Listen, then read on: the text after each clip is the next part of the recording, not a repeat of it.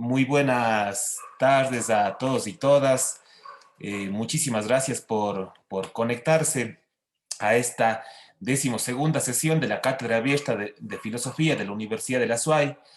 Bienvenidos y bienvenidas. Es bastante satisfactorio eh, que nosotros podamos mantener este espacio ya un poco más de 6 meses. Hemos recibido en este espacio a académicos, académicas de las más diversas disciplinas, desde Derecho, Antropología, Sociología, Filosofía, por lo menos 15 ponentes en estas 12 sesiones. Es realmente un gusto porque además la Universidad de la SUAY está fortaleciendo cada día las humanidades y eso es importante. Además, estamos fortaleciendo, aprovecho para mencionar, con la maestría en filosofía que tenemos en la Universidad de la SUAY, tenemos a los maestrantes también conectados a esta sesión. Ese es otro aporte más de la Universidad de la SUAY para fortalecer las humanidades a nivel regional y nacional. Primero eso, la bienvenida.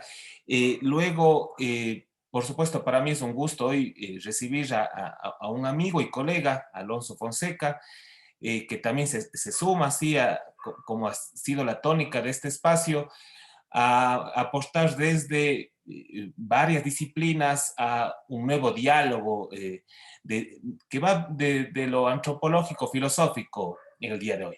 Antes de presentarle, voy solamente a darles algunas breves indicaciones.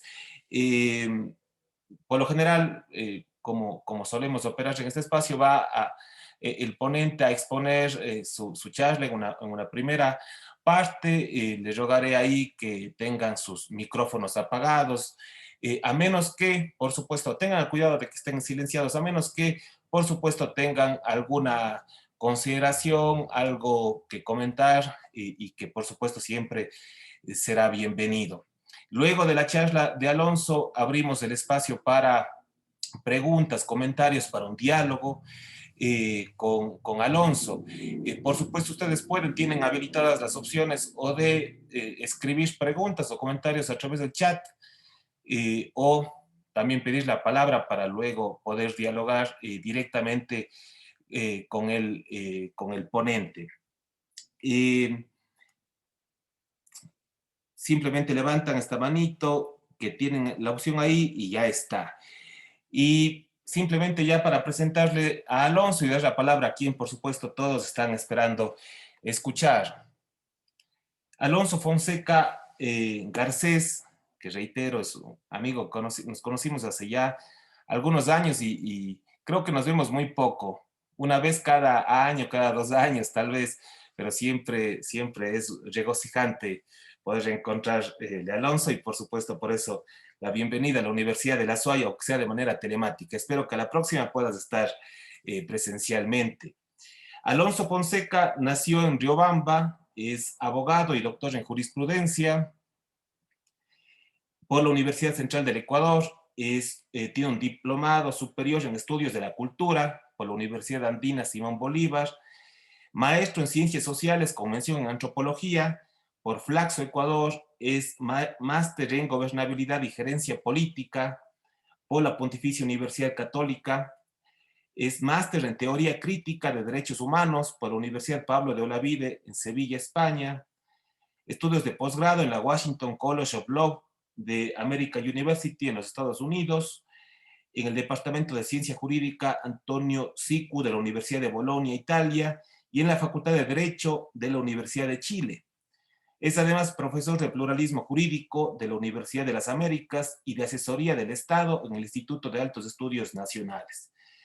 Como ustedes pueden ver, la preparación de Alonso es amplísima, es muy profunda y además hemos hecho un resumen. Y yo creo que destaca de la formación de Alonso esta formación multidisciplinar que hace posible acercarse a los fenómenos humanos con una visión especial, una visión que creo que se requiere para atender a la complejidad de la realidad. Alonso, te doy la palabra. De nuevo, agradezco que hayas aceptado esta invitación. Muchas gracias. Gracias, mi estimado Diego. No sé si me escuchan bien. Los profesores universitarios le pasará a Diego y a todos los colegas. están en este oficio, alzamos mucho la voz, a veces eso también es molestoso, así que si estamos modulados, me dicen que estamos bien, podemos avanzar. Primero agradecerte tus generosas palabras, mi estimado Diego, y luego saludarles muy afectuosamente a los colegas allá en Cuenca. Cuenca, esto sí es verdad, o sea, frente a todas las otras cosas. Cuenca es mi ciudad favorita. Siempre digo esto yo y las estancias de investigación que he hecho en Cuenca realmente han sido de las más satisfactorias y creo que eh, esto es algo que yo lo he planteado incluso en algunas instancias oficiales con asambleístas. Desde Cuenca se puede armar una región universitaria. Es decir, esta idea de mancomunidad universitaria es algo que en Europa y en Estados Unidos funciona y me parece que podría abarcar, digamos, toda la región, ¿no? Es decir, teniendo como epicentro a Cuenca. Y esto es algo que no se ha trabajado, la idea de satélites universitarios, ciudades universitarias, me parece que Cuenca es la ciudad que ofrece para eso. Y esta maestría, la de ustedes, es realmente una maestría andamio. Yo quiero que tengamos esa primera metáfora, porque me parece que es una metáfora importante. La filosofía trabaja con esa provisionalidad metodológica, ¿no?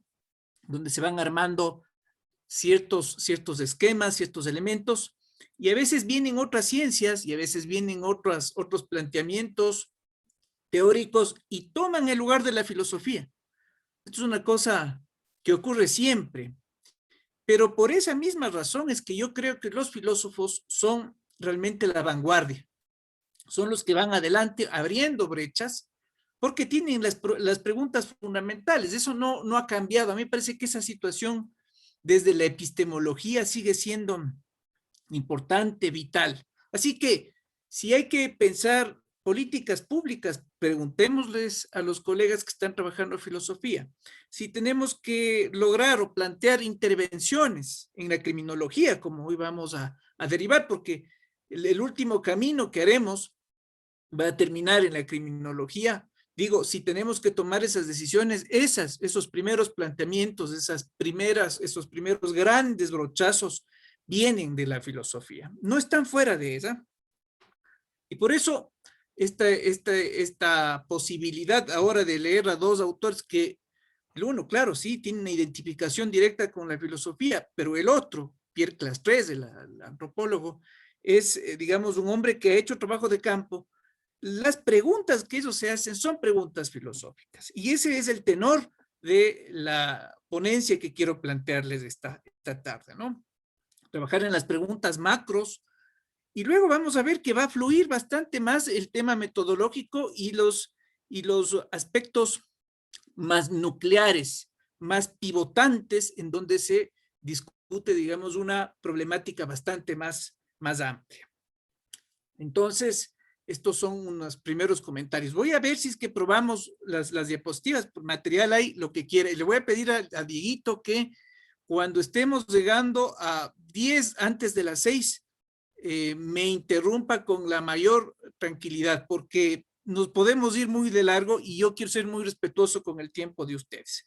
Competir con este tiempo de horario de 6 de la tarde es muy difícil, es un tiempo, digamos, de recogerse ya en el hogar, en el mundo andino. Así que voy a ser muy respetuoso. Así que, Diego, cuando sean 10 para las 6, me haces las señales necesarias. Vamos a ver entonces cómo nos va con las diapositivas.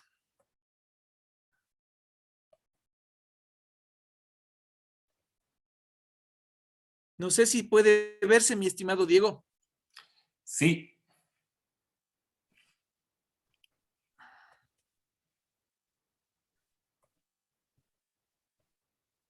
Bien. La primera cosa que me parece interesante decir es un poco el entorno de por qué son unas diapositivas como pegadas en notitas sobre un corcho, ¿no? Y es que cuando ustedes ven las películas, aquí hay muchas cosas del cine, porque yo estoy casi seguro que habrán muchos colegas que trabajan con el cine. El cine no es una cosa menor, no es un arte menor. A mí me parece que ha adquirido como lo planteaban los romanos, ¿no? Ya está en el quadrivium, ¿no? Ya junto a la retórica, junto a las artes antiguas. El cine es una expresión potente y los filósofos actuales echan mano del cine, trabajan mucho con el cine. También el psicoanálisis ha trabajado mucho con el cine. Lacan, por ejemplo, ustedes lo conocen bien.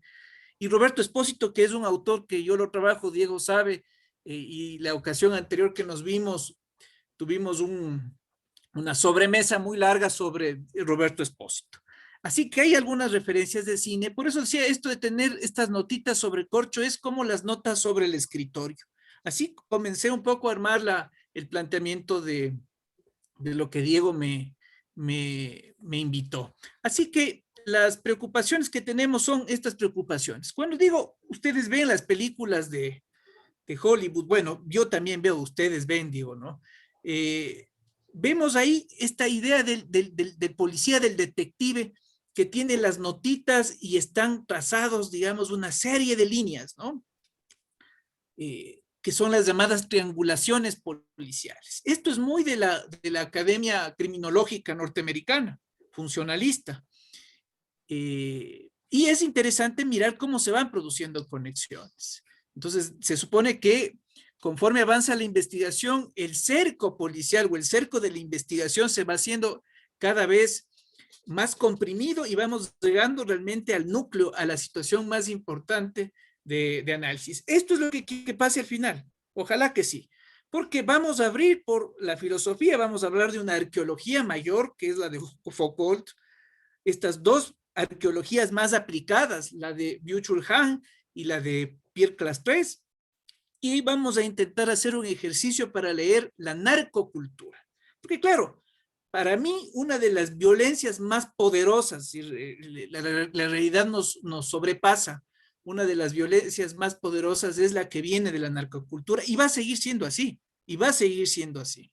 Ahí voy a poner una nota un poco espeluznante, terrible, al final, pero es una cosa que ya estamos viendo. No me adelanto un poco a decir que esta violencia va a terminar, digamos, entrando por un canal simbólico del que no hay cómo regresarse, porque ya en los rituales de iniciación de algunos carteles de México estamos viendo algo como la antropofagia, el canibalismo. Entonces, es llegar, digamos, a un momento ya de construcción de la violencia que rebasa, digamos, aquellas cosas que nosotros creemos que son un poco incluso efectos de la propia guerra. Es una guerra no declarada, pero que se está librando todos los días, ¿no? Entre bandas criminales, entre carteles, entre informantes, infiltrados de los infiltrados. Esto es algo que está ocurriendo y esto se produce realmente en el pie del capitalismo, no fuera de él. El capitalismo ha propiciado esto, ¿no? Y ahora no sabe cómo controlarlo. Siempre le pasa lo mismo. Aunque a veces hay algunos politólogos y sociólogos que están señalando que esto es connatural, ¿no? Que este desborde de violencia a estos extremos es precisamente el desarrollo de un proceso del capitalismo, de acumulación del capital del que no hay regreso, porque además una parte de la construcción de esta violencia está orientada a la destrucción del trabajo. O sea, destruir lo que nosotros creemos que es, seguimos creyendo que es uno de los tejidos fundamentales, ¿no? Junto a familia, la construcción del trabajo como una construcción social. Cuando este tejido finalmente se deteriora y se carcome desde adentro, Byung-Chul Han va a decir desde la positividad, pues ya no queda nada más que lo que Marx decía, ¿no? Lo fantasmagórico del trabajo, y es ahí también donde las violencias cobran ya realmente un espacio y un peso demasiado grande, inabarcable por los sistemas de control formal y de control informal, ¿no? El derecho penal es una cuestión muy importante. Así que digo, vamos a hacer una arqueología más grande, una arqueología que parte de Foucault, y vamos a estas dos arqueologías que podríamos llamarlas menores porque son aplicadas, y terminamos un ejercicio que es intentar leer la narcocultura. Bien, este es el propósito de viaje de esta tarde, y bienvenidos y quienes me acompañan.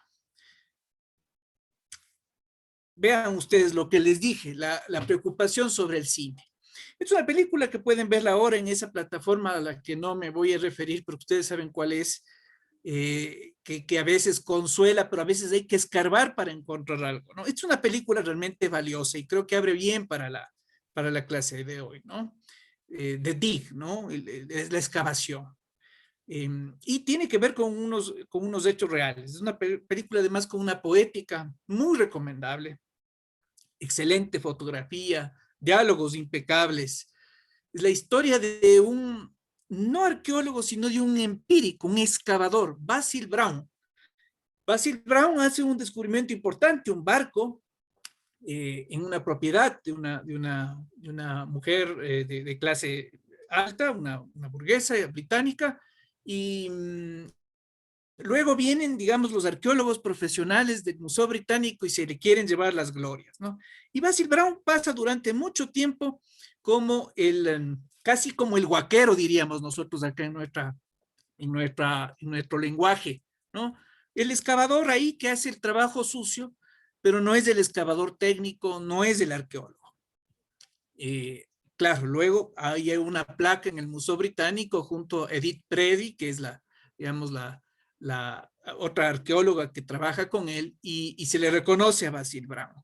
Entonces es con Ralph Fiennes, ahí está la película, ¿no? Hay una toma, esta toma es impresionante porque es en un montículo, ¿no? Y lo que quiero que ustedes vean es aquí una de las primeras cosas metafóricas, porque voy usando metáforas durante todo el camino, ¿no? Una de las cosas metafóricas que hay, que es el llamado, la llamada arqueología natural y la llamada arqueología artificial. Está trazada por estudios tridimensionales que se hacen con láseres, pero en la primera parte digamos, del desarrollo de la arqueología, fundamentalmente británica, hay una arqueología natural que sigue más bien los cauces geológicos. Y es esta, ¿no? La arqueología de Mortimer Weyler. Aquí también hay que conservar una metáfora, y es una metáfora que tiene que ver con que, en verdad, en la arqueología hay un principio ordenador que es el principio cronológico. Es imposible hacer una excavación y recuperar objetos si es que no se va a tener una trama cronológica. No hay otra salida. Ahora, Mortimer Weyler, que fue este arqueólogo que, digamos, generó las pautas cronológicas con más fuerza que otros arqueólogos, por eso lo hemos escogido ahora, entra realmente en un momento bien interesante para la arqueología y para las ciencias sociales en general. Y es que desde un objeto es posible trazar relaciones hacia todo. A mí me parece que esta es una cosa que Foucault, con el discurso, él recupera. Entonces dice el texto, el arqueólogo no es un mero recolector de objetos, sino en realidad es un hombre que va a reconstruir a partir de objetos relaciones. Y esta es una cosa interesantísima. Así que uno va de caminata a Todos los Santos, de estas ruinas de ahí que a mí me gustan mucho en Cuenca, y va pensando qué hay aquí debajo, ¿no? ¿Qué relaciones hay ahí? ¿Cómo es la ciudad enterrada o las ciudades enterradas, dicen los arqueólogos de Cuenca, las ciudades enterradas, señorías étnicos debajo de Tomebamba inclusive, ¿no? Y cómo esto está de alguna manera pensado para reconstruir históricamente, ¿no? Cronología y reconstrucción y relaciones. Estas cosas las conservamos. Luego viene un segundo arqueólogo, que lo hemos mencionado ahora, porque él hace una cosa que es la sistematización de objetos, que es Edward Harris, y a él se le atribuye la llamada matriz de Harris, una matriz donde se van situando por los estratos, tanto horizontales como verticales, las dataciones de los objetos, ¿no? Incluso con temperatura, con colores, con otros datos. Pero esta matriz realmente es la que permite, o que ha permitido hacer una sistematización muy poderosa de lo que ahora significa o lo que ahora es la arqueología moderna, ¿no? Sigue utilizando todavía la matriz de Harris. La matriz de Harris es una obra, un trabajo muy importante, esquemático. Ahora, el planteamiento es que nosotros intentemos ver en una suerte de matriz de Harris para situar los discursos que están enterrados. Esto es lo que hace Foucault con la arqueología del saber. Hay discursos enterrados ahí, unos se recuperan completos, son piezas que pueden salir completas, otras no salen completas. Hay discursos que salen en fragmentos y hay que armarlos afuera para poder comprender la realidad. Entonces, lo que Foucault dice es que el saber está así, pues, fragmentado. Nuestra posibilidad de ir pegando las piecitas es el conocimiento, ¿no? Así que juega mucho la matriz de Harris para esto. Las relaciones posibles que Harris plantea, ¿no? No existe conexión, existe superposición o son correlativas. Ustedes ven ahí abajo el diagrama, ¿no? Diagrama A, que es el de no existe conexión, existe una superposición o son correlativas. Son líneas que pueden perfectamente usarse para los discursos. Yo puedo ver dos discursos conectados, vamos a ver luego, ¿no? Un discurso de misoginia, desde Hesíodo, griego, hasta Donald Trump, vamos a verlo, ¿no? Ahí, digamos, alguien va a decir, no hay conexión, pero otra persona reconstruye, mejor dice, no, hay una superposición. Y otro analista del discurso, no, dice, son correlativos. Esto es temporal, esto es lineal. La respuesta de Foucault es que no es lineal. No tiene que ser lineal, no puede ser lineal, porque Foucault trabaja una arqueología de las discontinuidades. Ahí es donde se nos acaba todo lo que aprendimos en el colegio y nos toca reaprender las cosas. Porque para nosotros es bien importante nuestra mentalidad occidental y cómo nosotros aprendimos es utilizando mecanismos de tiempo. Los pueblos indígenas nos han enseñado que esto no funciona. Los pueblos indígenas tienen un mundo circular, tiempo y espacio de forma circular. El mundo andino es así. Foucault va a estar bastante más satisfecho con esa visión, no con la visión de las escalas temporales. Y toda la historia que nosotros hemos ido leyendo, desde Juan de Velasco al doctor Enrique Ayala, son cronológicas. Entonces, claro, esta es una primera gran crítica arqueológica a la propia historia que va a plantear Foucault con esta cuestión de discontinuidad. Esto aparece en Las palabras y las cosas, que es la primera obra epistemológica de Foucault, y la segunda, que es de la que hoy recuperamos algunas cositas, pocas desde luego, que es la arqueología del saber. Ahí están, digamos, elementos mucho más gruesos, más interesantes. Podemos quedarnos con estas fórmulas de Edward Harris para mirar conexión, superposición o correlaciones. Respuesta sí, uno puede hacer esquemas para recuperar estos discursos. Y esa podría ser, digamos, un trabajo de taller también, que uno puede hacerlo en filosofía. Y utilizando medios filosóficos, uno puede hacer análisis político, uno puede hacer geografía, puede ir a hacer GIS, puede hacer un levantamiento de documentos históricos también, utilizando la misma posición. Yo voy a hacer dos ejercicios también cortos, ¿no? Uno que tiene que ver con la iconografía, ¿no? Quería hablar un poco de Erwin Panofsky, que hace algunas de estas cosas, que es el gran iconógrafo, ¿no? Pero me parece que era, digamos, meter mucha candela a lo de hoy. Pero lo que sí es que voy a mostrar cómo unos discursos que además están en el arte, que pueden transformarse en íconos, de hecho son íconos ya, ¿no? Íconos en Hollywood incluso, funcionan también así como Foucault dice, ¿no? Están ahí enterrados, hay que recuperarlos, y la gente, digamos, el mercado se encarga de hacer esa recuperación también, ¿no? No es algo que se puede hacer desde los escritorios en nuestro trabajo de gabinete. El mercado también hace esa recuperación. Además, porque le interesa trabajar con los íconos. Entonces, claro, esta es la obra, ya me adelanté, Arqueología del Saber. Esta es la arqueología mayor que yo les daba. Aquí algunos datos de Foucault, ustedes le conocen más que yo. Foucault está en casa en esta tarde, ¿no? Porque estoy seguro que ustedes trabajan mucho con él. A mí me gusta mucho cuando a Foucault no le pueden encasillar, y me parece que es una de las cosas más interesantes. ¿Qué mismo es? Pues psicólogo, teórico social, filósofo. Unos dicen que es un gran crítico literario, otros, los antropólogos, le van a decir que es un gran etnógrafo. A mí me gusta también de eso, ¿no? cuando en Vigilar y Castigar él comienza haciendo esta reconstrucción de Damiens, ¿no? Y de todos estos suplicios. Esta es una etnografía. Entonces, los antropólogos le van a reconocer unas condiciones etnográficas a Foucault. Pero yo creo que fundamentalmente Foucault, teniendo las preguntas básicas, es el gran filósofo. Ahora, él tenía que ganarse el título de filósofo y no se ganaba el título de filósofo sino hasta producir estas dos primeras obras. Es con las palabras y las cosas y con la arqueología del saber que él es ya aceptado en la rama de los filósofos franceses, que es una rama muy cerrada. La de los sociólogos igual, en realidad entrar a la academia francesa es complicada hasta para un francés, si ustedes quieren. Y esto es lo que le pasa a Foucault. Entonces él cuando publica esta obra ya es admitido en la línea de la filosofía. Y claro, todos estos filósofos son filósofos militantes. Pierre Clapeyron, que vamos a verlo ya luego, es contemporáneo de Foucault, o sea, no está tan lejos de la generación de él, ¿no? Clapeyron incluso participa Foucault también de mayo del 68, así que los dos son militantes, ¿no?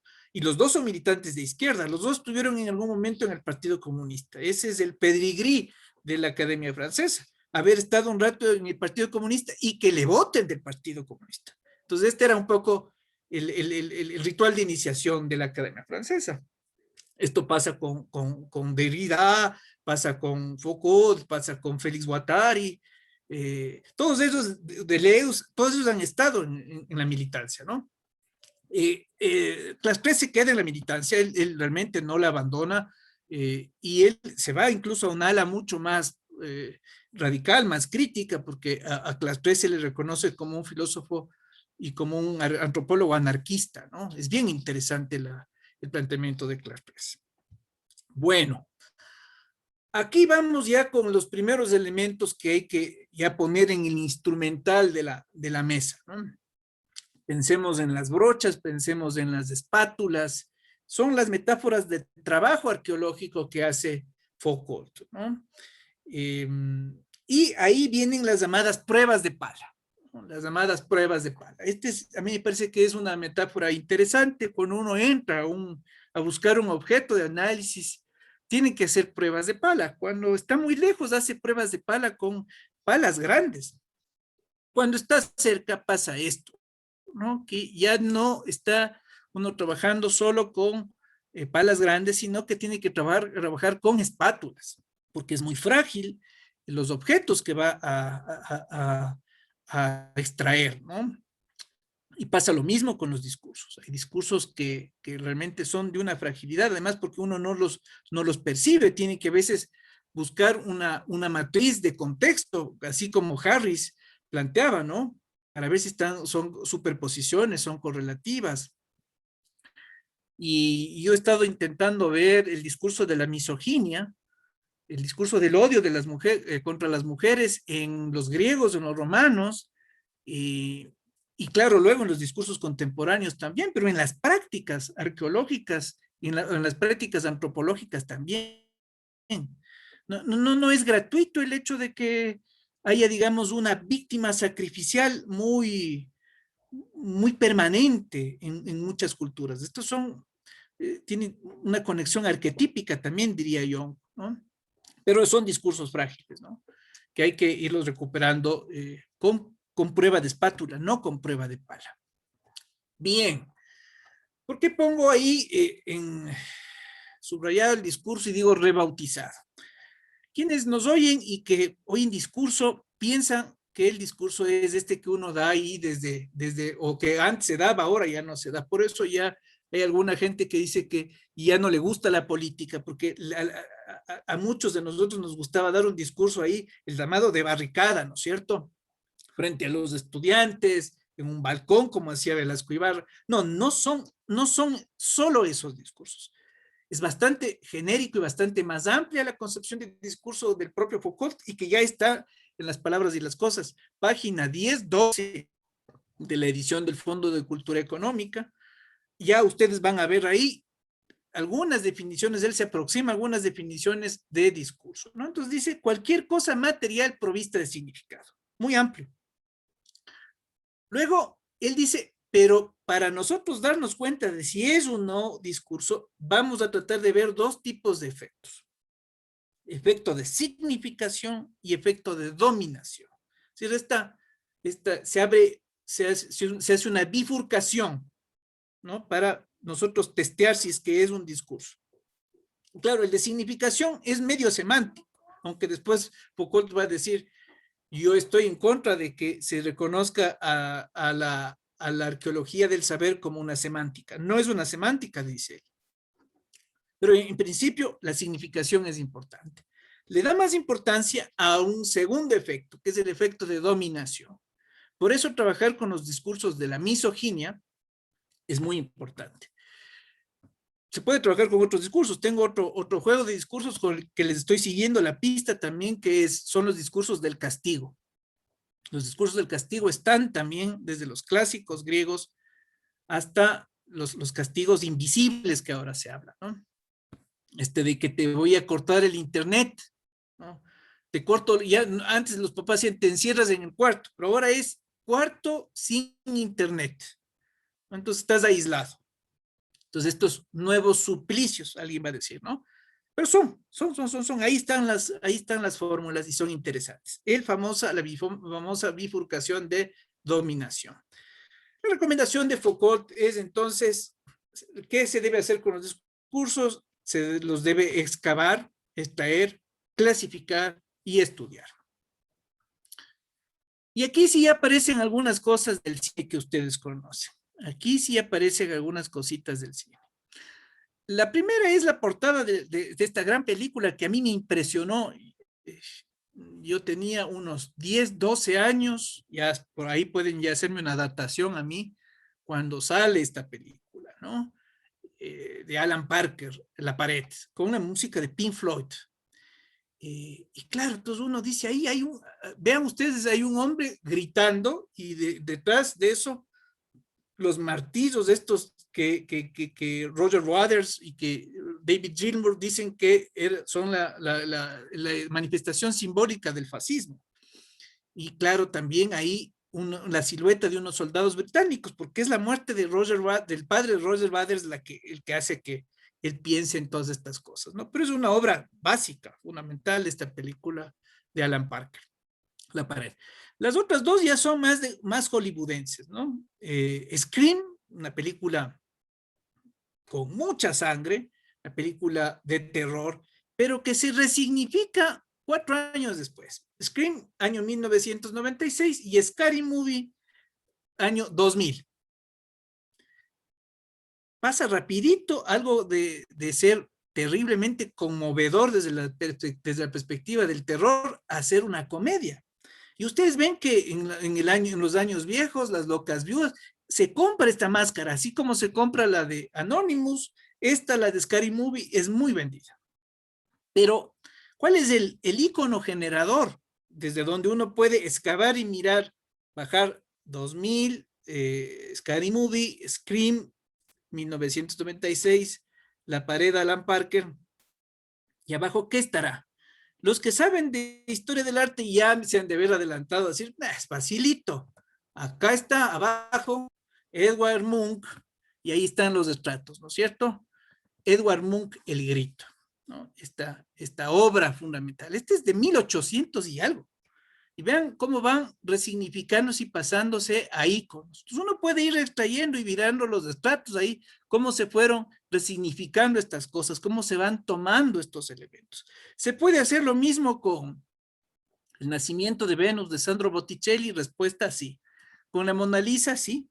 Y podemos ir viendo las resignificaciones, cómo se van produciendo. Esto se puede hacer con los discursos. Y este es, digamos, un poco la invitación para que ustedes vayan trabajando en la línea de estratos. Finalmente, ahí viene un gran problema, que uno va a decir, en la datación hay un tema cronológico y Foucault está en contra de esta línea cronológica. Sí y no. Me parece que sí puede utilizar la cronología, pero no va a ser determinante para la construcción de los discursos. Finalmente, lo que va a ser determinante es ver cómo se puede mirar algo de Edward Munch arriba en Scary Movie. Qué cosas, qué elementos pasaron de un estrato a otro y que pueden recuperarse arriba. Esto es lo que yo creo que se puede hacer, por ejemplo, con el discurso de la misoginia, ¿no? Entonces ahí está la identificación de Pandora, ¿no? En, eh, en boca de Hesíodo, esto sí es textual, lo extraje textual, dice la descripción: Pandora, características, dos puntos, tonta, malévola, haragana, como besa, o además de todo esto, besa. Y luego pasan cientos de años y hay un personaje funesto que llegó a ser presidente de los Estados Unidos y que era un misógino brutal, ¿no? Y utilizaba el Twitter para agredir de una manera brutal a las mujeres. Y una de las agresiones que a mí me parece más brutal, más terrible, fue cuando él estaba en lucha contra Ted Cruz, otro republicano, y se manda un Twitter comparando, dice, a ver, una imagen vale más que 1000 palabras, esto que pasó acá abajo, ¿no? Y ahí está la mujer de Ted Cruz y su mujer, y ahí está lo que él puso, ¿no? Entonces hice la captura de pantalla para justamente tomar la muestra de ese discurso y verlo con la descripción de características de Pandora que está al lado. ¿Se puede hacer esto en análisis del discurso? Sí. Y esta es un poco la idea de una arqueología del discurso o una arqueología del saber como la plantea Foucault. Entonces, con el análisis del discurso hay unas operaciones, ¿no? Se busca que la cosa se explicite a sí misma. Pero lo interesante es que cuando uno ya ve cómo están los tramados, cómo están las conexiones discursivas, prácticamente ya no tiene uno casi ni que hablar. Es decir, es como más o menos lo que les he mostrado con Donald Trump, ¿no? Mostré la fotografía y les mostré lo de Pandora y ustedes ya sacaron las conclusiones. Entonces, esto es lo que quiere Foucault, que es lo que ocurra, ¿no? Es un efecto interesante y es que el discurso se muestre, el discurso muestra que no se habla, pero a ver, el discurso muestra que no se habla como se ve, dice algo así Foucault. Entonces él habla ahí de las condiciones de habla y de las condiciones de decibilidad o de visibilidad del discurso también, ¿no? Que me parecen que son interesantísimas y que yo les he puesto ahí en los post-its hacia un lado y que ustedes van a verlo, ¿no? ¿Qué más? ¿Qué otros elementos son claves para tener esta arqueología sobre nuestro escritorio? Aquí pongo una comparación, una metáfora, y digo, el saber Foucault es la geología, pero también es la tierra. La geología es la ciencia que estudia la tierra, pero la tierra también como materia prima, ¿no? Entonces el saber es un conjunto de elementos discursivos. Y aquí le viene a poner siempre una cosa más difícil, ¿no? Porque cuando uno ya cree que algo ha entendido Foucault, ahí viene la parte frustrante. Pero después le pone una cosa más difícil y se complica la vida. Pero así es esto. Hay que estar varios años royéndole a Foucault. Entonces él dice, sí, el saber es un conjunto complejo de elementos discursivos, hasta ahí ningún problema, pero también los no discursivos. ¿Y cuáles serán los elementos no discursivos? Si es que dice que los discursivos es esta unidad material que tiene de las dos condiciones, ¿no? Condición de significación y condición de dominación. Precisamente aquellas que pueden mostrarse como elementos discursivos neutrales o llamados discursos de transición, también dice Foucault. Es decir, un poco las propias conexiones. La civilización va haciendo conexiones, la cultura va haciendo conexiones. Esos podrían ser los elementos no discursivos. El conocimiento finalmente entonces está subordinado al saber, se encuentra más abajo. Entonces, lo primero que vamos a encontrar es saberes. Ahora, que hay un problema también con los saberes, y esto nosotros lo hemos visto, ¿no? Hay un gran profesor portugués que le conocimos hace algunos años acá en el Ecuador, le tenemos bastante cariño, el Boaventura de Sousa Santos. Él justamente dice, pues no, hay que lograr una epistemología para que haya una democracia en los saberes.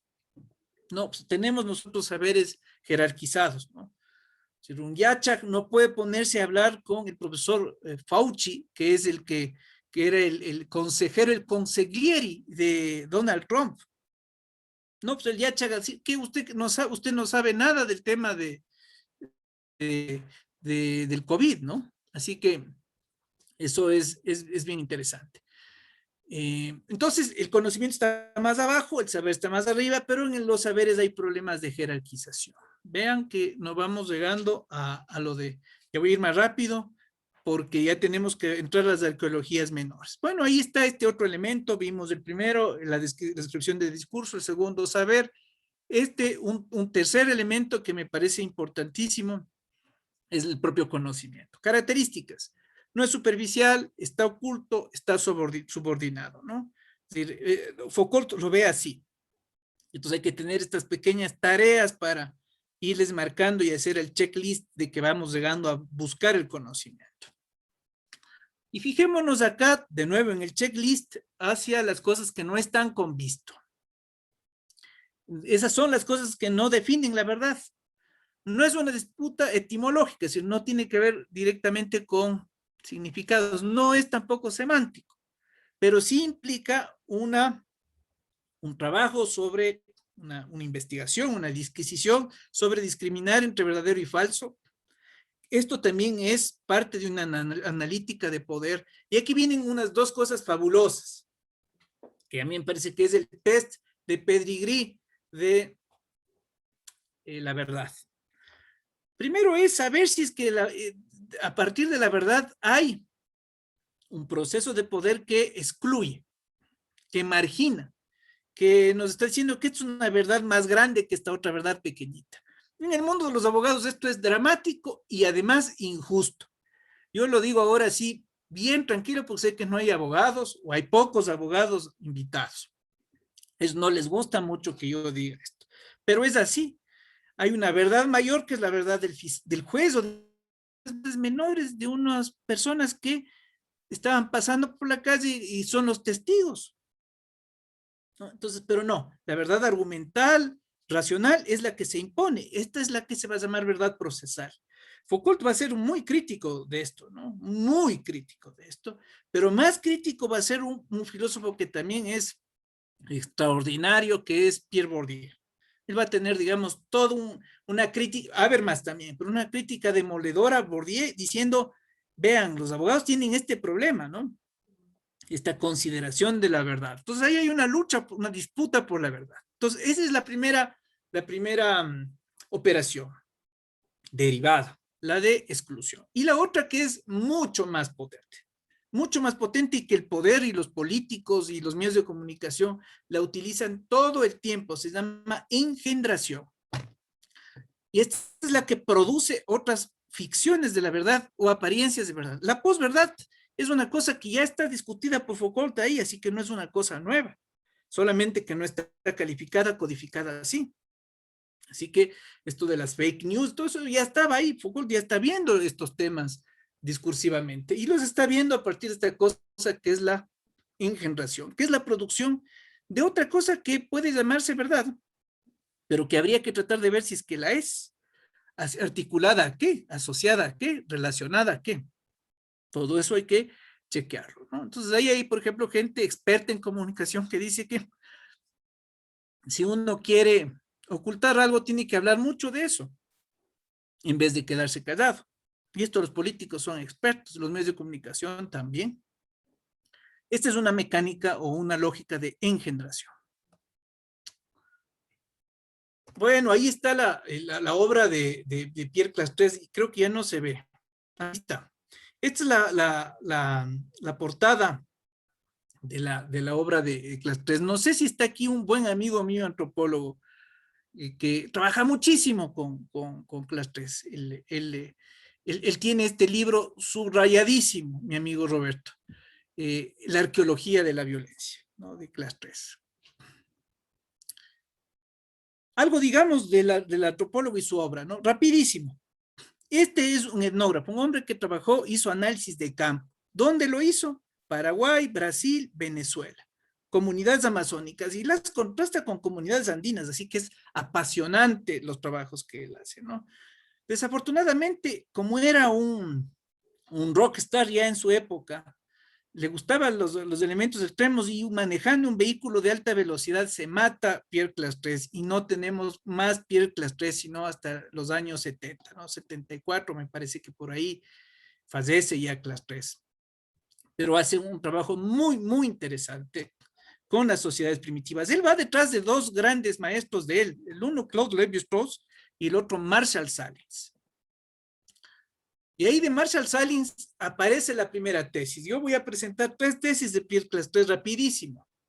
La primera, que es esta de sociedad primitiva, que a mí me parece importante que ahora nosotros la traslademos, la miremos, ¿no? Primero, no ve a lo primitivo como exótico. Ya Claude Lévi-Strauss ya abre por ahí, ¿no? Cuando él va a Brasil, dice, a ver, ¿quieren estudiar lo que somos las sociedades contemporáneas? Les voy a proponer un camino.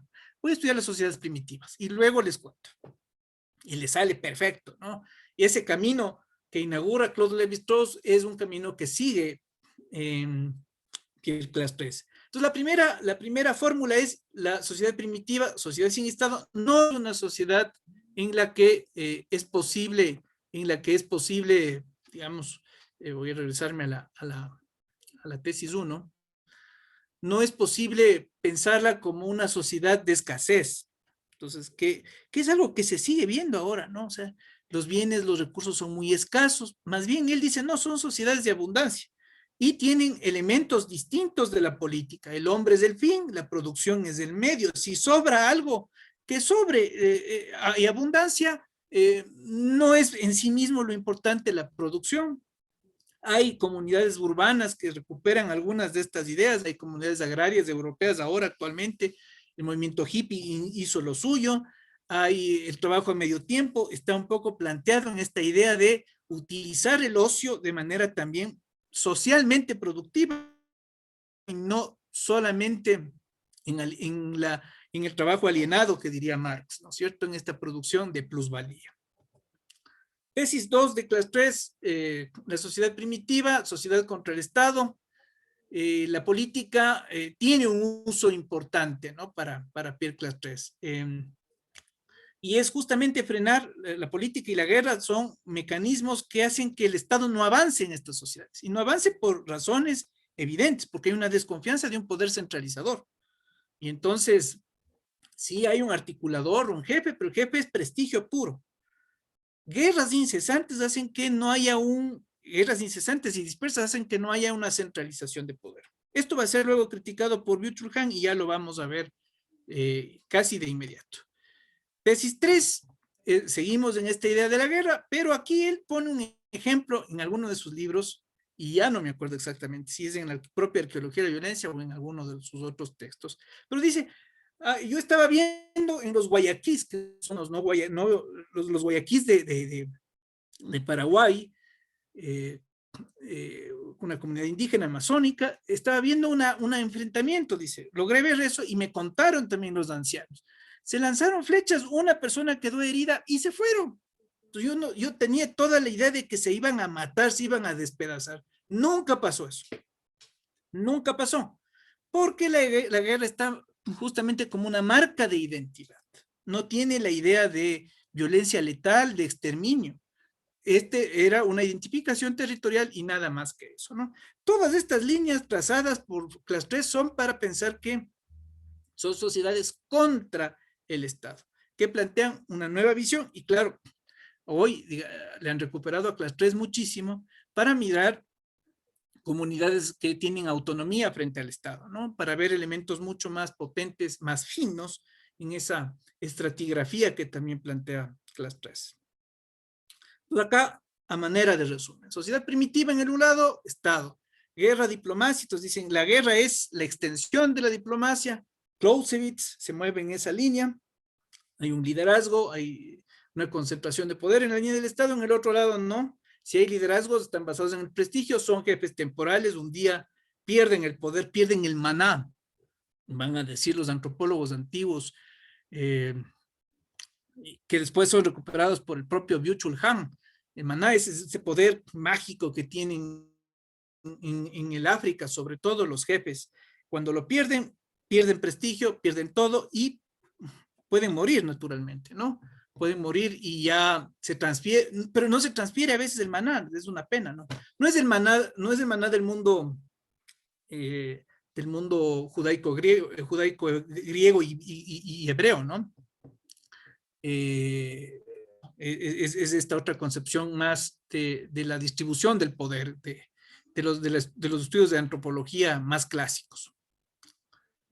Y a Byung-Chul Han. Byung-Chul Han les iba a poner un pequeñito video de la UNED que reduce muy bien las líneas de Byung-Chul Han, pero uno puede decir, ¿por dónde entramos a Byung-Chul Han? Todos los libros son buenos, claro, el último está apasionante. Ese es de lectura obligada para los antropólogos, porque es la pérdida de los rituales. Y a mí esto sí es una cosa bien interesante. Yo soy un fanático de los rituales porque realmente comprendo la importancia. He tenido que graduar a muchos estudiantes virtualmente. Se han puesto la museta y todo, pero se ha perdido todo el significado del ritual. Ya no es ritual de transición entre estudiante y profesional. Rituales son importantes, le dan sentido a muchas cosas. Y bueno, están ahí. Foucault también va a decir algunas de estas cosas en la microfísica del poder, ¿no? Ahí hay elementos interesantes sobre los rituales. Están un poco velados, pero están ahí. En la sociedad punitiva, que es el libro previo a Vigilar y Castigar, también hay elementos sobre la ritualidad del castigo, que creo que son muy, muy recomendables. Pero bueno, ¿por dónde entramos a Byung-Chul Han? Creo que se puede entrar por la sociedad del cansancio, ¿no? Por ese libro se puede entrar, ahí están los conceptos más gruesos, más interesantes. Eso es lo que, digamos, al mercado les llamó la atención, porque era un poco pensar en el síndrome de agotamiento, en el burn, en el quemado, ¿no? En el síndrome del quemado, del trabajador quemado por sí mismo, porque hay una violencia de positividad que dice el gran Byung-Chul Han, que es distinta a la violencia arcaica, que es la que le interesa a Pierre Clastres, que es la que le interesa a la arqueología, a la antropología. Nosotros somos fascinados con la violencia arcaica, pero en esta violencia de positividad sabemos poco de esta violencia, ¿no? Es una violencia, tiene que ver con cómo se van remarcando los discursos, cómo se van resemantizando, cómo nos autoexigimos cosas, cómo no necesitamos que esté nuestro jefe ahí para decirnos que hagamos cosas. Esta idea que tenemos del fracaso, esta idea que tenemos de ser aceptados socialmente o no ser aceptados socialmente, son violencias de la positividad y que son muy poderosas, terribles. Son fuerzas inmanentes, dice, centrífugas pero inmanentes, dice Byung-Chul Han. Lo que sí vemos más, y por ejemplo, esta conferencia de hoy es una conferencia que está articulada en torno a la violencia de la negatividad, ¿no? Donde está el amigo y el enemigo, el extranjero y el nacional, el hombre y la mujer, ¿no?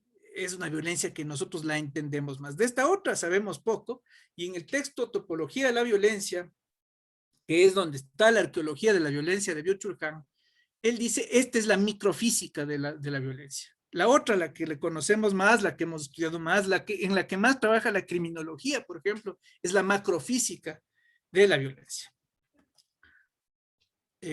Acá están, ¿no?, los aspectos, los trazados de esta cosa, ¿no? ¿Qué cosas son de la macrofísica? La violencia arcaica de los sacrificios, la violencia mítica de los dioses celosos, la violencia viral del terrorismo, ¿no? El Estado Islámico, el Daesh, esa es violencia arcaica, brutal, macrofísica para Byung-Chul Han.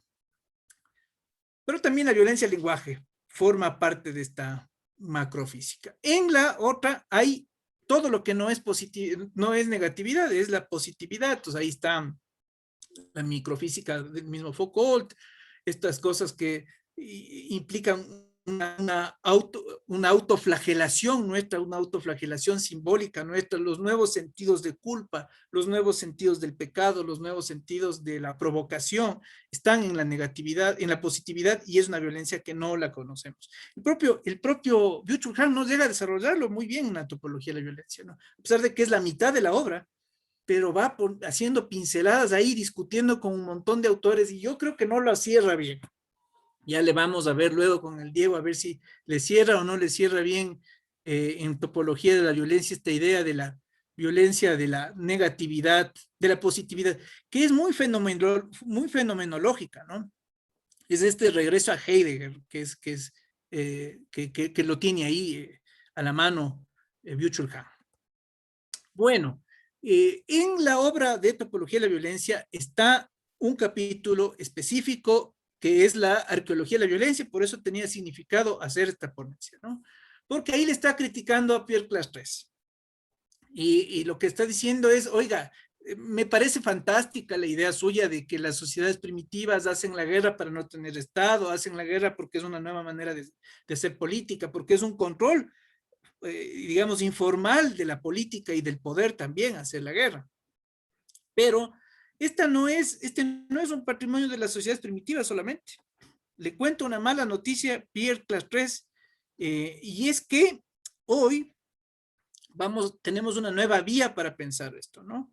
Hay una violencia letal que intenta ahuyentar a la muerte a través de la acumulación del capital, a través de la acumulación del poder, a través de la acumulación de armas. Esto de la carrera armamentista no es que se ha parado, se sigue haciendo investigación y generando presupuestos enormes, tanto en Rusia como en la India, como en Estados Unidos, en el propio Japón. Es decir, no sabemos, incluso esos presupuestos son sagrados y secretos, pero generan esta conexión simbólica que es bien poderosa y que sí la asume bastante bien Byung-Chul Han. Y dice que hay esta ecuación entre dinero y sangre, ¿no? Que ahora, en vez de dejar fluir sangre, se deja fluir dinero.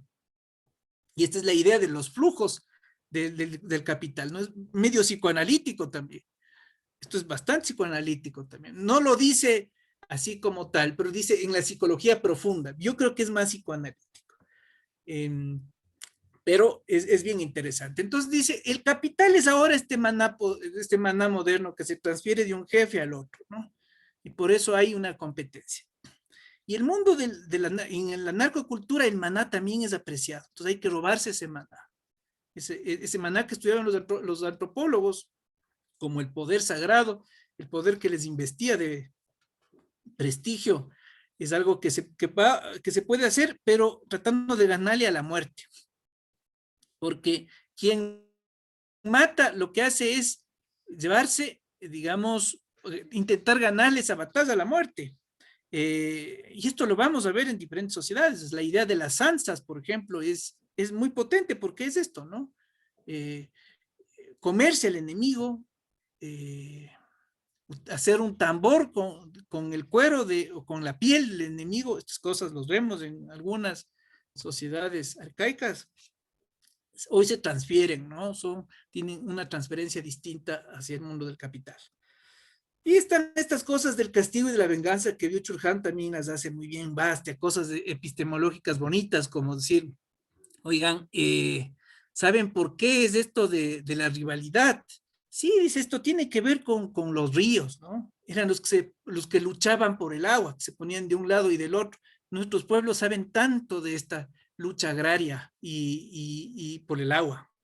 Entonces, en eso entra Byung-Chul Han. Entonces, no, las sociedades arcaicas tienen mucho sentido la violencia de la negatividad porque se juegan por cosas que son vitales. Luchar por el agua, por ejemplo, es eso. Entonces dice, esa es la denominada rivalidad epistémicamente, ¿no? El rival es el que está uno en un lado del río y el que está en el otro lado del río. Es interesantísimo. La violencia arcaica finalmente a mí me parece que termina en algo en lo que no debía haber terminado, que es robar el conflicto al ser humano, robar el conflicto a la negatividad, y cuando roba el conflicto, ahí están los abolicionistas, son los más críticos de esto. Dicen, imagínense quién se lleva todo esta lucha por el poder, esta venganza, es el derecho penal. Pero termina amplificando, entonces no termina cumpliendo esta idea de control y conservación de la violencia, que es el castigo, porque el castigo, al convertirse en un acto, es control de la violencia y es una violencia controlada. Pero como se desborda, rompe la línea del castigo. Entonces ya no es ni castigo y ya no es ni venganza. Es violencia pura. Eso es bien interesante. Y hay, digamos, valiosísimos criminólogos que trabajan con esta idea, la retoman. Uno es un antropólogo francés, poco estudiado aquí. Cuando vivía acá en Quito no le paraban ni bola. Iba al café Libro, iba a la Liebre, que era un lugar de cine que había en Quito. ahí le conocí yo, Didier Fassin, es uno de los antropólogos más importantes de nuestro tiempo. Y él tiene un libro que se llama Castigo, ¿no? Entonces él va viendo los castigos de los niños hasta el castigo del derecho penal. Esto es bien interesante. Bueno, esta foto, una foto de película, ¿no? Y claro, tiene que ver con esto que hemos vivido en este último tiempo, ¿no? Que es la violencia de las cárceles. Una violencia que ha estado ahí siempre. No se vio en el efecto dramático simultáneo de lo que ocurrió, pero ha estado ahí, pues, nos pueden negar. Clase 3 va a decir que entonces tenemos que ver la cultura material de la violencia. Entonces ahí vemos estas pistolas semiautomáticas, unas artesanales, pero lo que estamos viendo, la mayor parte de esto es armas hechas ahí, ¿no? Artesanales. Y los teléfonos celulares. Estas son las armas más. Sí y no. A mí me parece que siguen siendo armas de violencia arcaica, porque esta es una violencia arcaica pura y dura. Y aquí discutiremos con mis amigos antropólogos eternamente, porque unos van a decir, esta es tribal, violencia tribal, y yo decir, no, es clánica. Yo voy a tomar una postura, naturalmente, pero esta noticia del comercio habla de esto. Los pipos, los choner killer, los tiguerones, ¿no? ¿Qué son estas? ¿Son grupos tribales? ¿Son bandas? ¿Qué son? ¿Son clanes? Y se pueden entender acá, ¿no? Esta ya es una topología de la violencia situada en el mapa mexicano. Es prácticamente esta es información de la Procuraduría de México, ¿no? La PGR. Así que es información oficial. Este es el mapa de México. Ustedes van a ver ahí que el mapa de México está, algunos con colores totalmente definidos, es decir, porque el control es total, otros están, digamos, pintados porque hay un control, hay una guerra mucho más potente. Por ejemplo, en Huila, ustedes van a ver que ahí pelean mucho el cartel del Pacífico con los Zetas, a muerte. Entonces, por eso aparece pintado. Y otros donde están los Zetas y están también el cartel de Arellano Félix, que es un cartel también temible, terrible, ¿no? Pero esto es prácticamente todo el territorio mexicano, ¿no? El DF aparece ahí en gris, pero no es porque no hay, sino ahí está Beltrán Leiva. Todo lo que es gris es Beltrán Leiva. Todo México, básicamente, entregado a los carteles. Así que esto es alarmante. Esto es alarmante. Por eso es que las Naciones Unidas en un momento dijeron, puede ser que México sea un estado fallido, pero el problema es que nosotros queremos ver solo estado fallido a Haití nomás, pues, porque México tiene una potencia económica, capital, digamos, regional, hegemónica, importante. Si nosotros vemos más abajo, y ya no pude ponerla en la diapositiva, pero debajo de cada uno de los grandes carteles están otras estructuras y otros grupos. Y entonces ahí yo veo que hay la condición en tribal y clánica. Hay, digamos, implicaciones muy fuertes en la política mexicana. Ustedes van a ver todas las series que ustedes pueden ver en narconovelas, hablan de esto, así que no está mal verlas desde el punto de vista del laboratorio político, porque esto se ve bien, ¿no? Esto se entiende o permite entender esta realidad. Es una denuncia también.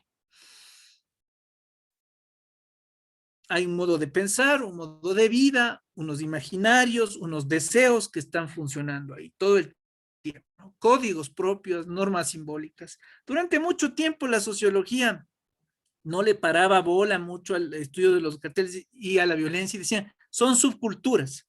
Malas noticias, ya no son subculturas, son culturas como tal. Por eso hay una narcocultura. No están debajo no son marginales, no son periféricas, viven con nosotros, coexisten. Se puede hacer un trabajo de lectura aplicada de estas antropologías de la violencia, esta es la de clase 3, para ver todo esto. Claro, aquí están todos los elementos, ¿no? Castigo, venganza, rivalidad, la comprensión de la guerra. Yo digo que vengo sosteniendo, algunos criminólogos lo hacen también, de que hay una guerra que está anunciada prácticamente desde los años 80 que no ha parado, que tiene que ver con territorialidades, que tiene que ver con superposiciones, que tiene que ver con todas estas cosas, ¿no? Y que fue incluyendo diferentes tipos o diferentes variaciones de lucha armada. A veces incluyó elementos ideológicos con guerrillas, a veces incluido bandas criminales en las ciudades, a veces incluye la utilización o la cooptación de grupos oficiales. Es decir, esto es así. Y para esto, los estudios clásicos siguen siendo una buena, me voy a pasar las diapositivas, los estudios clásicos siguen siendo fundamentales. Kinsey, que es el gran sociólogo de las mafias, fue ya dando cuenta de estos mapas, ¿no? El don arriba es lo que es ahora el capo, ¿no?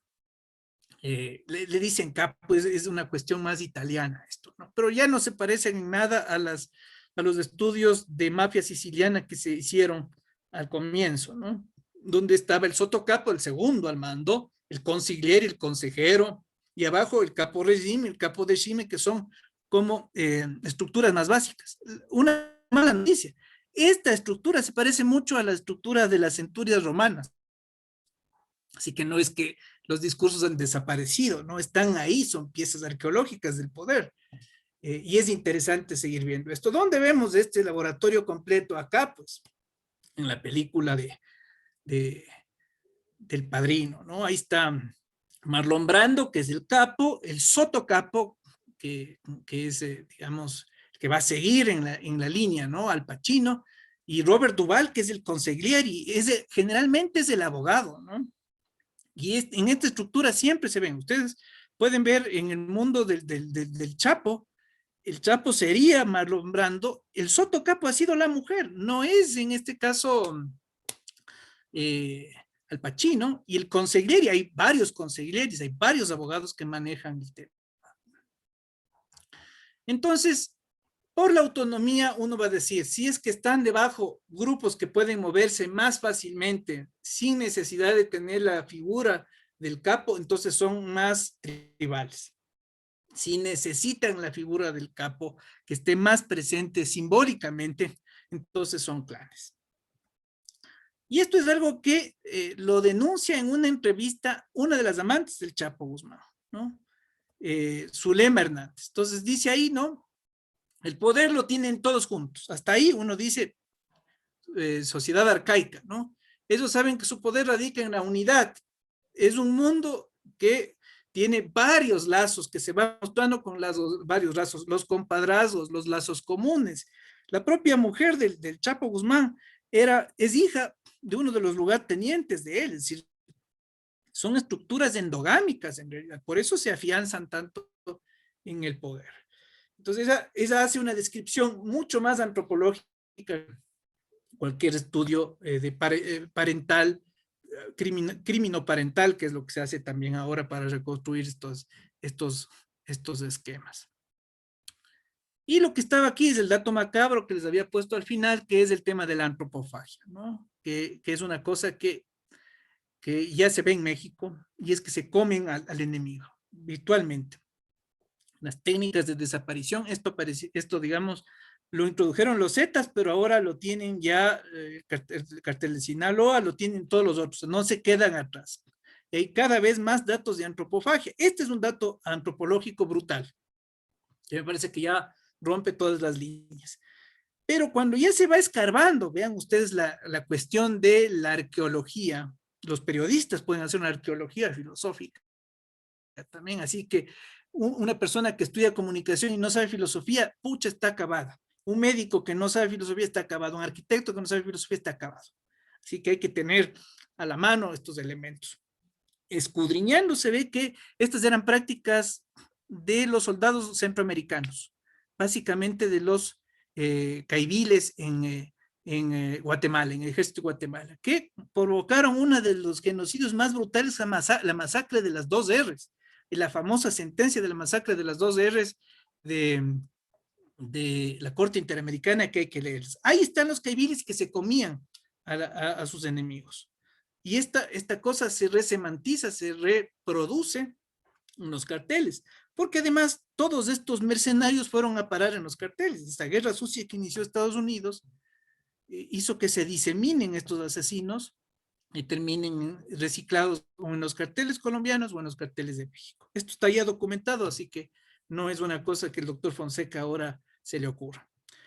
Pero hay un futuro esperanzador porque estamos viendo también que la violencia tiene que ser trabajada como una lucha contra la pandemia, así como ahora estamos viendo.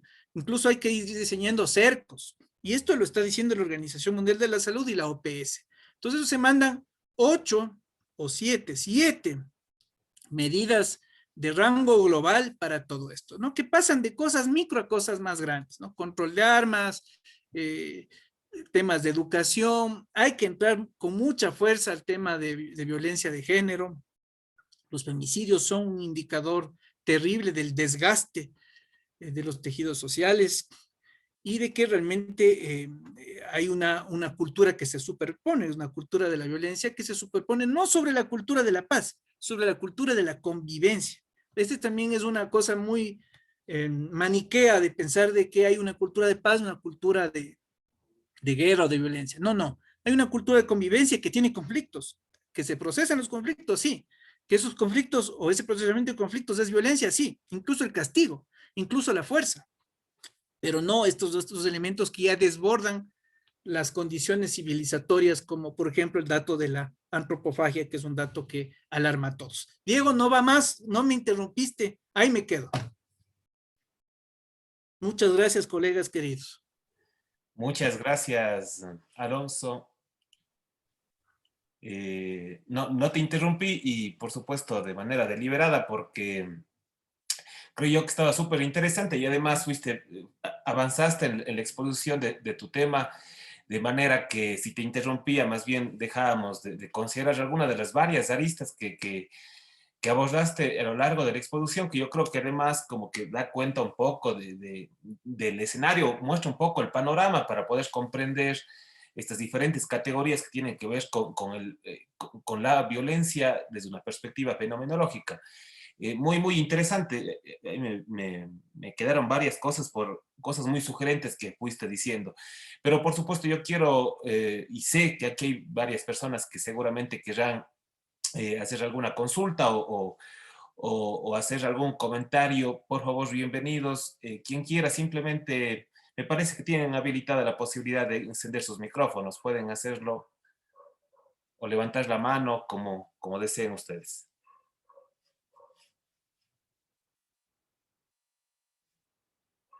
Tiene que ser más anárquico en la perspectiva de Pierre Clastres, pues. Qué interesante esta idea este último libro del Chulhan de los rituales. Me parece que además sirve mucho para comprender a la violencia desde esta perspectiva también como llena de símbolos, de ritos, de significados significantes. Muy interesante. Pero yo quiero que ya se anime alguno de los compañeros o compañeras.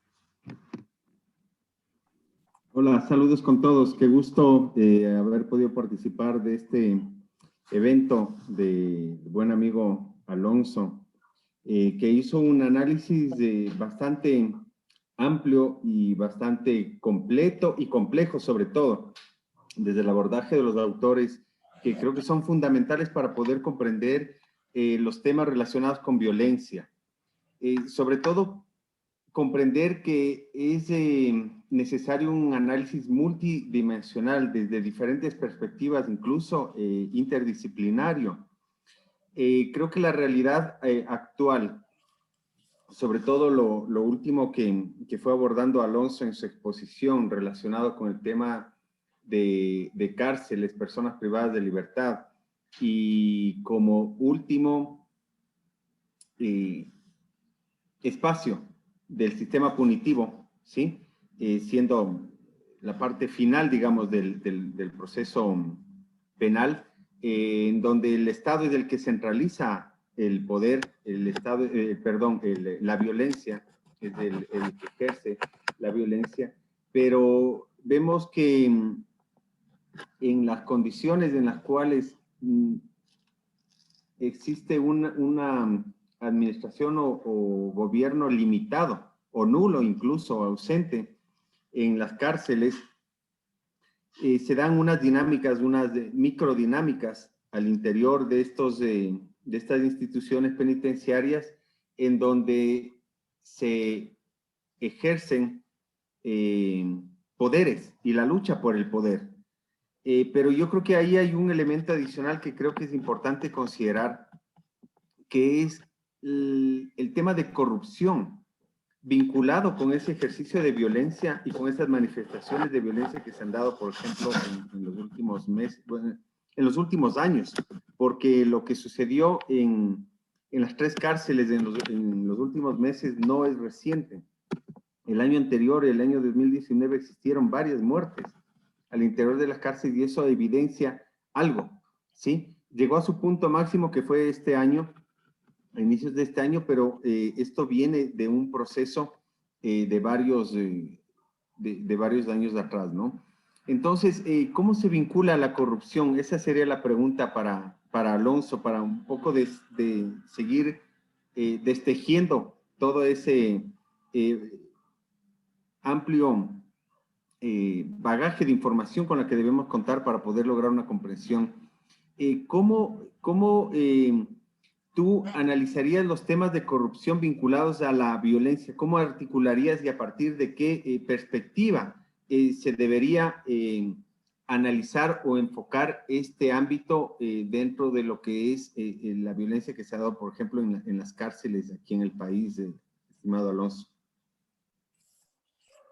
Gracias, doctor Narváez. ¿Se acuerdan que les dije que había un antropólogo que tenía subrayado el libro de Pierre Clastres, así todo, o los libros de Pierre Clastres? Es mi amigo Roberto, que es un apasionado del estudio de Clastres. Y sabes que, y colegas y amigos, la respuesta me parece que, bueno, la vamos a encontrar en los dos autores sobre todo, ¿no? No es que Foucault no trabaja el tema de la corrupción, pero es más difícil desmadejar en Foucault. Yo creo que la línea de análisis de Foucault, cuando él trabaja las gubernamentalidades, que es un tema que ha trabajado el Dieguito, en cambio, el Diego sabe bastante el tema de gubernamentalidades, es justamente la desconfianza de las formas de los estados y de las condiciones que en el camino va generando el poder. ¿Se acuerdan que les había hablado de la condición de engendración que está en la arqueología del saber? A mí me parece que esta es una clave para poder ir viendo el tema de la corrupción, ¿no? Y podríamos entrar en esta lógica del huevo y la gallina, es decir, ¿qué es lo primero? ¿Violencia y corrupción o corrupción primero y luego violencia? A mí me parece que son los peces que se muerden la cola, ¿no? Si uno lanza la moneda y cae eso, es violencia. Si cae as, es corrupción, pero funcionan muy conjuntamente. Y lo va a decir Pierre Clastres. El problema es que hay un proceso de cooptación de la violencia sobre el Estado. Y cuando la violencia está desbordada sobre el Estado, ¿no? Él ve esto incluso en las sociedades andinas, dice, son rivalidades, lo que nosotros vimos entre Huáscar y Atahualpa, que se zanja con la victoria de Atahualpa, es todavía un código de honor. Cuando ya se rompe el código de honor, ya la violencia no tiene ese dique, se rompe el otro dique, que es el del monopolio del uso legítimo de la fuerza por parte del Estado, el otro dique, ¿no? Porque no hay legitimidad, porque uno dice, bueno, a ver, ¿dónde está el estado de excepción? De aquí hasta acá, y resulta que se pasan de ahí, y resulta que hay uso abusivo de la fuerza policial, de todas estas cosas, ¿no? Entonces, a mí me parece que ahí viene, en cambio, la segunda parte, y es que entra Byung-Chul Han y nos va a decir, el problema es que se desbarata, se desconstruye el acto como tal. Entonces, cuando entra una fuerza policial y toma control, ese debería haber sido el acto de control de la fuerza, pero resulta que si le agrega más fuerza o más violencia, se deslegitima la intervención y entonces se rompe el acto para Byung-Chul Han. Y como se rompe el acto, ya no hay castigo. Y como se rompe el acto, ya no hay vindicta colectiva, que es lo que reclamaba el derecho penal. Y de ahí viene una cosa más interesante. ¿Y por qué se rompe el acto? Porque no hay una confianza en el autorictas.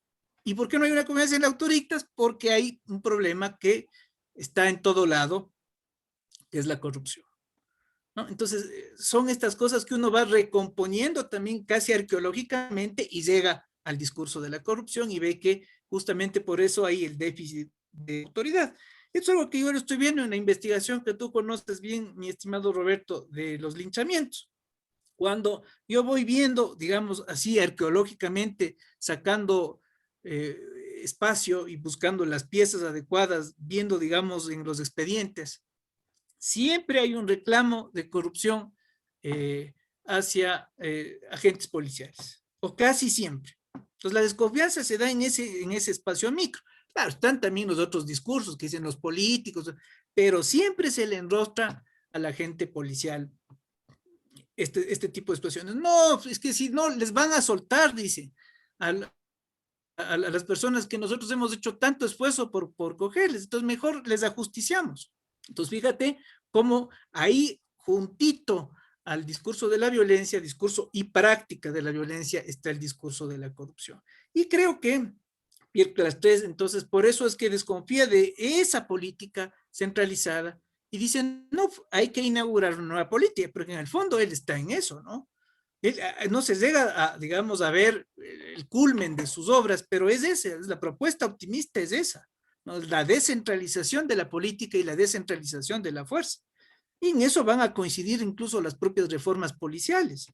Por eso los planteamientos de policía comunitaria, por eso los planteamientos de que podemos abordar mejor los temas de violencia cuando los descentralizamos y podemos trabajarlo en un lenguaje local, que me parece una cosa bien interesante. Gracias, Roberto y Alonso, por la respuesta. Un colega de la Universidad de la SUAY, Jaime Quintuña, pregunta, el castigo es muy arcaico, pero ¿será que es más difícil erradicarla cuando el Estado lo usa cada vez que puede según su utilidad? Claro, pues. Es que el castigo no puede ser discrecional.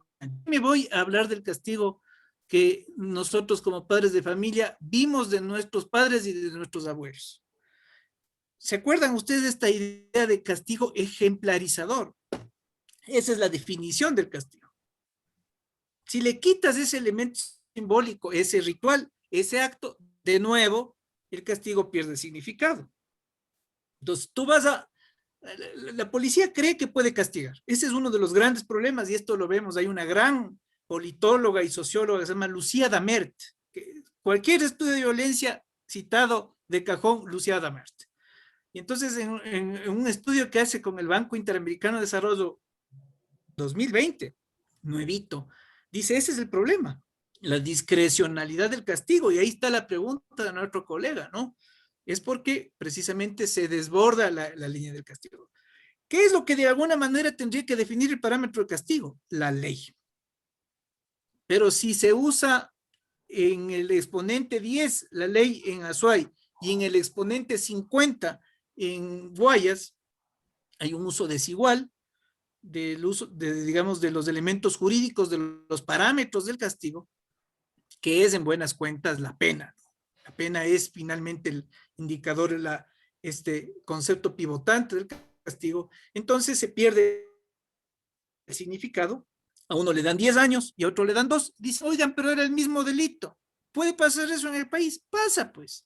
Entonces, ahí deslegitimado el castigo. Entonces, yo creo que hay que, una de las cosas que es, digamos, si uno podría tener 50 investigadores estudiando 50 castigos diferentes y luego uniendo las líneas de ese análisis, ahí hay un trabajo arqueológico poderoso. Gracias, Alonso. ¿Algún otro comentario? Diego, bienvenido, Diego Parra, que es colega de la Universidad de Cuenca, en cambio, que además le apasionan y sé que trabaja este tipo de temas. Bienvenido, Diego. Muchas gracias, Dieguito. Sí, ando estudiando antropología, pasándome, y también soy abogado como el doctor Fonseca. Y también muy interesado en las lecturas sobre la violencia, tanto en Pierre Clastres como en Chulhan. Me interesó mucho el libro Topología de la Violencia.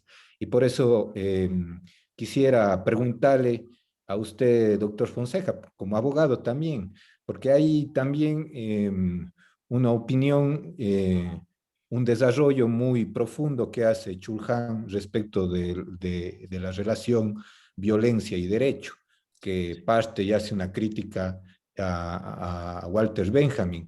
Y quisiera que profundice un poco más de eso y tal vez también la idea que tiene Chul Han ya en capítulos posteriores, ¿no es cierto?, respecto a esa relación de la violencia con el poder, porque él hace una diferenciación bastante exacta, digamos, o bastante detallada, más que exacta, sino detallada de esa diferencia entre la violencia macrofísica y la violencia microfísica que vendría a tener el poder, ¿no?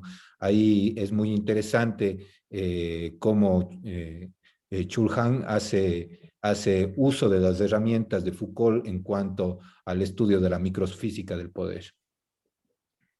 Gracias, mi estimado Diego, pero está difícil la pregunta, oye, te cuento. Y me vas a permitir una lectura barroca de la pregunta para intentar una respuesta que no sea tan barroca, porque voy a poner un montón de elementos. A ver, ¿qué es lo que nosotros vemos? Y creo que lo mejor para aproximarnos a esto que nos estás planteando es ver una cosa que a mí discursivamente me llama la atención. Yo tengo como un tablero donde se prenden unos foquitos cuando hay discursos que son así, que me disparan y dicen, oiga, ¿qué pasa aquí? Hay un discurso que por efectos de la pandemia se está instalando, que se llama el de las incivilidades. ¿Se han oído eso, no? Entonces dicen, están 50 personas pegándose los tragos, incivilidad. ¿Qué será esto? ¿Qué contenido tendrá esto? Desde la primera cosa de distanciamiento social ya es complejo, ¿no? A mí me gusta decir distanciamiento físico y no social. Ya, entonces por ahí ya tengo unos dos elementos, ¿no? Hay nuevos discursos de los cuales o con los cuales tendría que trabajarse la cultura jurídica. Yo digo sí, pero el derecho penal va a llegar tarde y mejor que llegue tarde. A mí me parece que no es un tema de derecho y me parece que Byung-Chul Han también lo entiende así, aunque él no lo dice. Por ejemplo, nunca él va a decir derecho penal, derecho civil. Él habla más un poco de la construcción de las normas, ¿no? Entonces él, claro, agarra el curso del College de Francia de microfísica del poder, pues un cursito, ¿no? Cuando uno quiere leerle a Foucault en palabras más pedagógicas, más sencillas, hay que ir a los libros que son grabaciones de los cursos. Entonces en ese, dice, hay las capilaridades. El derecho va a tener que llegar a ver esas capilaridades, esas cosas tan pequeñitas del poder, esas minucias. No. Y por lo tanto va a trabajar en grandes abstracciones. Y esto es lo que dice Byung-Chul Han. Dice, sí, son estas grandes abstracciones porque lo que le interesa es normar. Uno no puede entrar a hacer la norma cuando ve pequeños casos, microfísicas. Tiene que entrar a ver los grandes casos y ver entonces la norma. Entonces no se hace la norma desde lo micro, se hace la norma mirando lo macro. Entonces mirando las 100, si pasaste de 50 personas ya tienes la incivilidad, ya tienes la aglomeración, entonces ahí sí tienes una cuestión, entonces ahí tienes la norma. Si tienes 2 casos, nadie te hace un protocolo por 2 casos. Yo estoy viendo, por ejemplo, para los linchamientos o para los ajusticiamientos populares que no hay protocolos en Ecuador. En Guatemala sí, en México sí hay. Y digo, ¿por qué no hay? Porque la gente dice que ya está uno aquí y después de 3 meses hay otro. O sea, no es algo que les llame la atención a la norma. Y esto sí es algo que Byung-Chul Han lo dice bien. Y lo dice en términos de positividad. Dice, claro, nos vamos a tener que enfrentar entre nosotros, ¿no? Pero ya no es la violencia mimética de René Girard, que también lo menciona al comienzo, ¿no? Que dice que es enfrentarse entre iguales, sino enfrentarse por recursos que hagan que esta disputa sea una disputa de rivalidades. ¿Tendrá que el derecho entrar en medio de esas rivalidades? Respuesta sí. Y me parece que elementos como la mediación, la solución de conflictos, son la mirada optimista que va a tener Byung-Chul Han fuera de la sociedad del cansancio, pensando en una lógica que él no la dice así, pero yo la advierto, por eso digo lectura barroca, es una especie de resistencia. Ahí viene la parte militante de Byung-Chul Han, que él dice, sí, hay que resistirse, y hay que resistirse conociendo los efectos de esa negatividad. No sé si le pegué algunas de las cosas que me planteaste, Diego, pero ahí estamos. Sí, sí, en parte, porque en realidad mi crítica un poco a Chulhan es precisamente que de alguna manera su optimismo es demasiado optimista con el derecho, porque sigue manteniendo rasgos de violencia, que también desde el punto de vista que tú lo analizas, es arqueológicamente visible, es decir, materialmente todavía mantiene una violencia microfísica el derecho, como por ejemplo en el caso que yo estudio de los pueblos indígenas en situación de aislamiento y en contacto inicial y la imposición del derecho occidental a esos pueblos viene a ser una especie de violencia microfísica. Y también en esa idea de que el poder de alguna manera deja de ser violento porque normaliza, ¿no? Y sí, en realidad lo que sí le atribuyo a Chulhan es de que sí, el derecho y el poder tiene funciones intermediadoras, pero de ninguna manera sale de aquel mito del derecho moderno de que elimina la violencia o la elimina totalmente. Yo creo que Chulhan sigue en el mito moderno de que el derecho tiene la posibilidad, claro que es optimista, de eliminar la violencia, pero no la elimina totalmente, sino queda precisamente en esos rezagos microfísicos, en esos capilares de violencia que los ignora incluso. Entonces, a eso iba mi pregunta respecto a Benjamin, porque Chulhan hace una crítica a Benjamin respecto de eso, ¿no? De que él tiene una visión, de que Benjamin tiene la visión de que el derecho es violencia, ¿no? Sí, y en parte no deja de ser violento el derecho, si es que lo vemos desde el derecho penal y lo que hablaste sobre el castigo, citando a Zaffaroni incluso, ¿no? De que no deja de ser venganza, no deja de ser violencia. Entonces, es muy interesante esos temas porque podemos encontrar no solo varias conexiones, como relatabas en este análisis arqueológico del discurso, sino relaciones para muchas, para analizar muchos hechos, digamos, muchas situaciones de la vida humana, no solo la situación de las cárceles, no solo la situación de la narcopolítica, sino también la situación como por ejemplo de las guerras interétnicas que existen en la Amazonía del Ecuador, ¿no? Y su relación con el Estado y con los agentes transnacionales. Entonces podemos encontrar muchas relaciones en estas lecturas que me parece interesante y esperemos seguir conversando, debatiendo sobre ese tema, ¿no? Claro, solo si me permites acotar una cosa que en verdad es creo que es el factor clave, que es el tema de cómo integrar esta discusión a una situación actual, ¿no? Yo creo que más bien las soluciones las está planteando Clastres, aunque la obra de él no es una obra acabada en realidad. Pero si tú quieres ver los temas de revitalización de la política, más bien los plantea Clastres. Cuando él, por ejemplo, analiza el tema del etnocidio, ahí está viendo una violencia que es arcaica, pero que es una violencia de la que no hay cómo salir, porque, porque es una violencia letal. O sea, o sea, las violencias letales es a las que nosotros le tenemos más miedo, pero finalmente son restauradoras del orden, dice también el propio Clastres, ¿no? Entonces, yo creo que situando algunas cosas críticas de Byung-Chul Han, de Clausewitz también que se pueden, digamos, ver en las líneas de la guerra, las cosas que plantea Foucault respecto a las cosas que plantean los orientales respecto a la guerra, ¿no? El libro de los 5 anillos de los samuráis, el propio Sun Tzu, todos estos tienen elementos que a mí me parece que son coordenadas que se van juntando, ¿no? No son, para mí no son discursos discordantes. La guerra ha sido un fenómeno brutal, pero finalmente de vitalidad para el ser humano. Y entonces, por lo tanto, no es una cosa que se deja de estudiar. Tanto es así que se habla de guerreros de fin de semana. O sea, hay gente que durante de lunes a viernes es un médico en un hospital famoso y el fin de semana quiere ser experto en kung fu, en alguna cosa de estas. porque hay una condición cultural muy potente que se queda abajo sedimentada y que en algún momento va a subir y que tiene que ver con esta idea de los guerreros. Yo creo que una de las cosas que tiene que ver con la construcción del Estado-Nación también es esto, ¿no?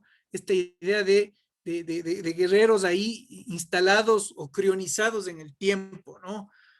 Cuando ya no tenemos los juegos de fútbol, por ejemplo, estamos viendo también esta suspensión en el espacio-tiempo respecto a la condición del control de la violencia, porque esta es una condición de control de la violencia, una violencia suspendida y resemantizada, resignificada, dirá el psicoanálisis, o por un traspaso hacia lo deportivo, sublimada, dirá también el psicoanálisis. Pero ahí estamos, mi estimado Diego, es para tomarse varios cafés. Sí, yo creo que para tomarnos varios cafés, sí, en efecto, el Class 3 se hace al final de su libro sobre arqueología, se hace una pregunta: ¿cuál será el destino de las sociedades primitivas que dejan que se acelere la maquinaria guerrera? ¿Acaso la dinámica de la guerra no entrará en riesgo de la división social al permitir la autonomía de los grupos de los guerreros respecto del resto de la comunidad? Es la pregunta que dejó planteada, porque se suponía iba a ser unos estudios más extensos sobre eso, pero lamentablemente falleció, ¿no? Y Claro, en efecto, ahí nos habla sobre esa proclama de la máquina de dispersión que funciona contra la máquina de unificación del Estado, ¿no? sí. Cuando Entonces, estudia los Yanomamis, o sea, se queda en el estudio de exactamente. los Yanomamis. Y claro, se queda suspendida ese estudio, ¿no? Y lo que es dramático es que ahora vemos una medida cautelar de la Comisión Interamericana por los Yanomamis, que pueden verla, ¿no? En la Ujú. página de la Comisión Interamericana, que tiene que ver por el tema del COVID. Entonces, el telón se cierra en este dramatismo de la sobrevivencia. Y ese es el drama de los pueblos en aislamiento, de todos los pueblos en aislamiento. Muchas gracias, Diego, por tus interesantes inquietudes y Alonso nuevamente. No sé si hay alguna otra intervención o duda, si no ya para ir cerrando. Eh, si no la hay, yo tengo una última, ya que aprovecho, una cuestión más bien metodológica, porque me llama la atención, me parece muy interesante, claro, hacer esta arqueología que mostrabas, por ejemplo, la misoginia desde la antigüedad y demás, y los discursos, cómo se repiten, pero ¿cómo haces metodológicamente o cómo, porque sé que estás trabajando este tema, para no caer en lo que los historiadores suelen tener esta precaución, ¿no? El anacronismo o el presentismo, para no interpretar discursos o ciertos conceptos con los ojos del presente? Eso es, Alonso. Buenísima la pregunta, porque en realidad es ya más artesanal. Yo creo que la cuestión pasa por lo artesanal en el sentido de cuáles son los objetos que quieres construir para trabajar. O sea, es situar las coordenadas de donde está el discurso y extraer el objeto. Ahora, el esfuerzo es extraer, como lo dicen los arqueólogos, digamos, por arqueología natural, ¿sí? Que tú puedas conservar las condiciones de contexto. Entonces, por ejemplo, de la misoginia, extraer el discurso de Hesíodo para ver Pandora es extraerlo completo. A ese no le vas a poder fragmentar, pero sí le puedes fragmentar a un discurso contemporáneo para poderle hacer disecciones. Yo, por ejemplo, veo 15 o 16 discursos poderosos, terribles, dramáticos de misoginia en Bolsonaro y en Donald Trump. Y además los veo como ecos, porque si uno se va fijando, muchas de las cosas que ha dicho Bolsonaro son ecos de lo que ha dicho Trump, no quiere quedarse atrás, ¿no? Entonces, esto se ve en los caudillos latinoamericanos también, es brutal, ¿no? Y es que no es violencia suave, esta es una violencia así pura y dura en el lenguaje. Porque claro, uno va a ver que, por ejemplo, en los medios, la idea de mujeres solas, por ejemplo, fíjate todas las noticias donde diga, eran mujeres solas. Todo lo que se está ocultando y todo lo que no se quiere decir de eso. ¿no? Eran mujeres solas que estaban en un lugar que no debían estar. Ya, completado. Ya no, y ya no tienes que leer el final de la noticia, ¿no?